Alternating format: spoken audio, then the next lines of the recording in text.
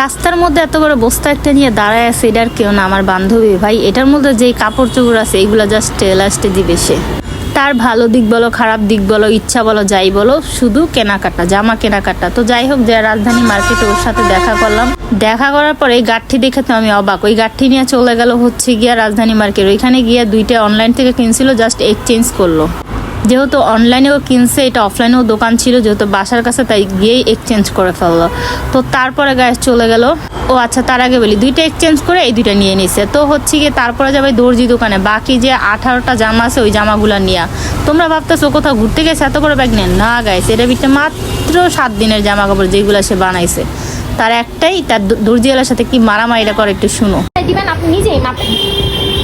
High বলতে লম্বা, high বলতে লম্বা, ফ্রি বলতে তো আপনি একদম ফ্রি দিবেন। ভাবলাম জামার মধ্যে যেহেতু গন্ডগোল হয়েছে, পায়জামা একটু চেক করি। হাই আপনি হাই দেখেন, আপনি হাই কত কম দিচ্ছেন ভাইয়া। তো আমার এটা যদি, এটা তো খাবে না, আপনি এটা চাইতেও বুঝতেন। এটা চাইতে, এটা কত আছে, এটা চাপাইতে কইছি কিছু বাড়াই দিয়ে গেছি, এটা খাবে না। যাই হোক গাইস, টেলার্সটা আধা ঘন্টা ধুইয়া তারপরে চলে গেলাম রাজধানী মার্কেটে। হালকা টুকিটাকি কেনাকাটা বলতো জাস্ট স্যান্ডেল কিনছে, তেমন কিছু কিনে নাই। তারপর হচ্ছে গিয়ে আমরা একটু ঘোরাফেরা করলাম, টুকিটাকি স্ট্রিট ফুড খেলাম।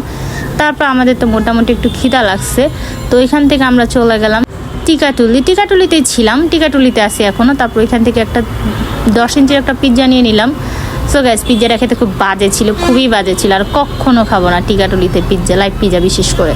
দর্জিওয়ালা ভাইরা, আমি এটা জামা নষ্ট করে একবার দূরে সিল্লা লাইব। টাটা, আল্লাহ হাফেজ।